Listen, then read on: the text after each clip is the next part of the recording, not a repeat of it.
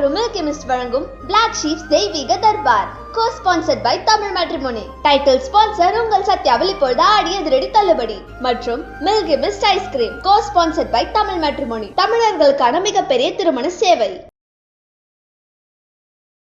உங்களுக்கு அது புது நியூஸாக இருக்கும், அதனால நான் சொல்கிறேன். ஒரு கோயிலுக்குள்ளே நம்ம வந்திருக்கோம். இந்த கோயிலுக்குள்ளே அர்ச்சனைக்கு என்ன கொண்டு வருவாங்க? தேங்காயும் பழமும் கொண்டு வருவாங்க. இந்த தேங்காயும் பழமும் சண்டை போட்டுக்குச்சான்.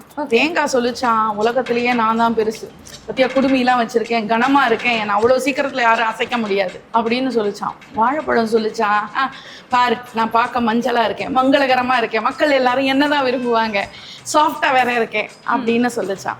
உடனே அர்ச்சனைக்கு போச்சு உள்ள தட்டோட. போன தேங்காயோட மண்டையை உடைச்சு ஐயர் உடைச்சிட்டாரு. குடுமையை பிச்சு தூக்கி போட்டாச்சு, தேங்காய் மண்டையை உடைச்சாச்சு, வாழைப்பழத்தோட தோலை உரிச்சாச்சு. ஆனா அந்த தட்டுல அமைதியா இருந்த கற்பூரம் அழகா இறைவனோட ஜோதியோட ஜோதியா ஐக்கியமாச்சு.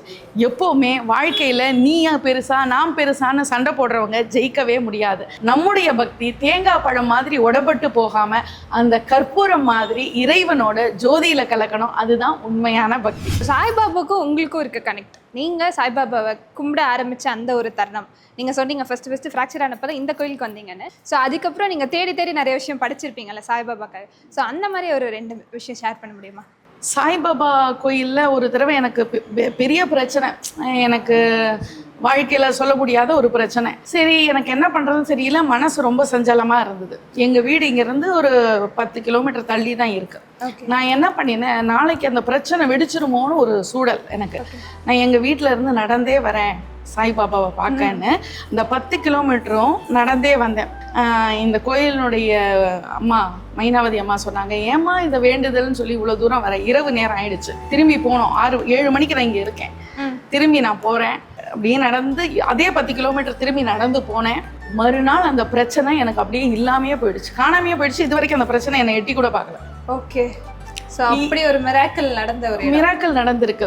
எனக்கு சாய்பாபா கோயிலில் என்ன ஒரு பிடிச்சமான விஷயம் அப்படின்னா, ஏதாவது ஒன்று நினச்சிட்டா உடனே தீர்த்து வச்சிருவார். எனக்கு இன்னைக்கு ஒரு பிரச்சனை அப்படின்னு சொல்லிட்டு அது மறுநாள் அது கண்ணு முன்னாடி இல்லை, காணாமல் போயிடும்.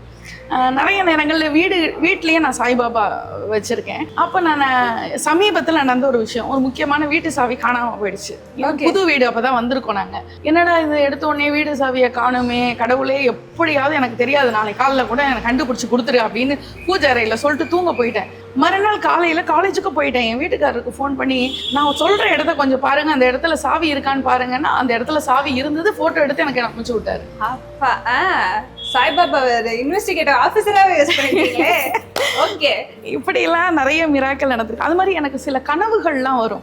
அந்த கனவுல நடக்கிறதெல்லாம் சில டைம், எல்லா டைமும் சொல்ல முடியாது, அது நானே நினைக்க மாட்டேன், அது நடக்கும். அப்படிதான் ஒரு தடவை என் கனவுல வந்து இதுவும் ஒரு 2-3 மாதம் கேப்பில் நடந்து 1 வருஷம் ஆயிடுச்சு.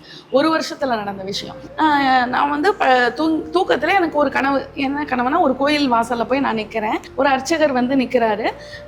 நான் எல்லாரும் வந்து அர்ச்சனை பண்ணிட்டு போகிறாங்க. நான் ஒன்று கேட்டேன், நான் எதுவுமே கையில் எடுத்துகிட்டு வரலையே, எனக்கு ஏதாவது அர்ச்சனை பண்ணி கொடுக்க முடியுமா அப்படின்னு யோசிக்கிறாரு. சரி நீங்கள் கேட்டிங்களே, நீங்கள் கொண்டு வராட்ட என்ன, நான் அர்ச்சனை பண்ணி தரேன்னு தேங்காய் பழம் எல்லாத்தையும் எனக்கு கொடுத்துட்டாரு. கொடுத்துட்ட உடனே சரி நானும் வந்துட்டேன். கொஞ்சம் நான் ஒரு 2-3 இந்த கனவு வந்து ஒரு 2-3 நாள் கழித்து ஒரு நந்தி பெருசாக வெளியில் இருக்கிற ஒரு கோயிலுக்கு போகணும் அப்படின்னு சொல்லிட்டு தேடிட்டு இருந்தப்போ எங்கள் வீட்டு பக்கத்தில் ஒரு கோயில் இருந்தது. ஆனால் அவங்க சொன்னாங்க, இங்கே ஒரு சிவன் கோயில் இருக்குது சேக்காடு கிட்ட அப்படின்னு. சேக்காடு கிட்ட இருக்கிற சிவன் கோயில் எனக்கு தெரியாது, இத்தனை வருஷமா இந்த ஊரில் இருக்கேன், இப்படி ஒரு கோயில் இருக்குது தெரியாதுன்னு நேரம் அந்த கோயிலுக்கு புறப்பட்டு போனால் வெளியில் பெரிய நந்தி இருந்தது. நந்தியை சுற்றிட்டு உள்ளே போனால் அந்த கோயிலே ரொம்ப அமைதியாக இருந்தது. சரி எனக்கு அர்ச்சனை பண்ணி கொடுக்க முடியுமா, நான் எதுவும் பைசா எடுத்துகிட்டு வரல, எதுவும் பொருள் வாங்க முடியல என்னால் அப்படின்னு நான் சொன்னேன்.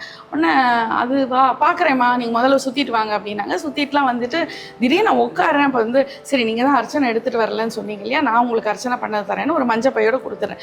அது வரைக்கும் எனக்கு எதுவுமே ஸ்ட்ரைக் ஆகலை. திரும்பி வெளியில் வந்து நந்தியை சுற்ற போனேன் பாருங்கள். அப்போ தான் எனக்கு ஞாபகம் வந்தது, ஆமாம் ஒரு 4 நாள் முன்னாடி ஒரு கனவு வந்ததில்ல, அந்த கனவுல இதே மாதிரி தானே நடந்துச்சு. என்ன ஒரு சிறப்புனா, அந்த அர்ச்சகரும் கனவுல வந்த அர்ச்சகரும் ஒரே மாதிரி இருந்தாங்க. அப்படி என்னமோ ஒன்று ஸ்ட்ரைக் ஆகுதே அப்படின்னு. எனக்கு அது வந்து நான் நிறைய பேர்கிட்ட சொன்னேன். நிறைய பேர் ஏதோ வளர்றா, ஏதோ சும்மா ரீல் சுத்துறா, கதை சுத்துறா அப்படின்லாம் கூட சொன்னாங்க, நினைச்சாங்க. ஆனால் நான் அதுல இருந்து பயங்கரமா பிலீவ் பண்ண ஆரம்பிச்சிட்டேன். ஸோ நமக்கு வந்து கடவுள் ஏதோ ஒரு விதத்தில் அனுகிரகம் பண்ணிட்டே இருக்காரு அப்படிங்கிற உணர்வு வந்து அதிகமாக ஆரம்பிச்சது. இதை மாதிரி சில விஷயங்கள் திருப்பி நம்மள ஈடுபாடோட நம்ம இருக்க வைக்கும். மேம் இப்ப சொல்ற இந்த அதிசயங்கள் இதெல்லாம் நீங்க அதை எப்படி எதிர்கொள்வீங்க? எப்படி உங்களுக்கு என்ன தோணும் மேம் சொல்லும்போது? 90% நம்ப மாட்டாங்க முதல்ல. நான் அதுதான் உண்மை. நான் வந்து என் மனசாட்சிப்படி ஒரு கேள்வி கேட்பேன். நான் இது எப்படி நடக்கும், இது பாசிபிளா? அதான் மேம் 2 நாள்ல நடத்திட்டு வந்து காட்டுறாங்களே. அதுதான் இப்போ அவங்க சொல்றபடி அவங்களுக்குள்ள நடந்திருக்கு. நிறைய கனவு இது மாதிரி இல்லை. காங்கோன்னு ஒரு நாடா பார்த்ததே இல்லை, அதை கனவுல பார்த்தேன்பா அந்த மாதிரி சில விஷயம். இன்னைக்கு நடந்ததை சொல்றேன், நேத்து நடந்ததை சொல்றேன். நேத்து நான் வந்து என் வீடியோக்கு ஒரு கதை போட்டேன். திண்டுக்கல் கோட்டை மாரியம்மனை பத்தி பேசினேன். என் கனவு முழுக்க திண்டுக்கல் கோட்டை மாரியம்மன் கோயில்ல போய் நான் வழிபாடு பண்ணிட்டு வர மாதிரி எனக்கு ஒரு கனவு. அப்போ இன்னும் 2 நாள் நம்ம திண்டுக்கல் போறோம், கோட்டை மாரியம்மனை சந்திக்கிறோம். இவர் சொல்றாருல்ல எனக்கு கடவுள் நம்பிக்கை இல்லைன்னு, அது அப்படியே போய் கடவுள் நம்பிக்கை இல்லாம நான் ஆரம்பத்துல இருந்தேன். ஓகே, நான் சொல்றது புரியுதுங்களா? இன்னைக்கு இல்லை, இன்னைக்கெல்லாம் இல்லை. நான் ஆரம்பத்தில் ஸ்டார்டிங்கில் நான் வந்து கல்யாணத்துக்கு முன்னாடி நான் கடவுள் நம்பிக்கை இல்லாமல் தான் இருந்தேன். ஓகே, எல்லாமே மனித வாழ்க்கையில் மாற்றங்கள் வரும், மாற்றங்கள் வரும், ஆஃபீஸில் வரும். எனக்கு ஆரம்ப காலத்தில் இருக்கும்போது எங்கள் அம்மா நிறைய கோயிலெலாம் கூப்பிட்டு போவாங்க. ஆனாலும் எனக்கு பெருசாக ஒன்றும் பெரிய நம்பிக்கை இருந்ததில்லை. இதில் எப்படி ஏழை பணக்காரன்லாம் எப்படி வரான், நிறைய நான் கம்யூனிஸ்ட் தாட்டெல்லாம் உள்ளாடு. என்ன அன்பே தெய்வம்னா ஏன்டா அருவாளை கொடுக்குறீங்க கையில் அப்படி இருந்தால்.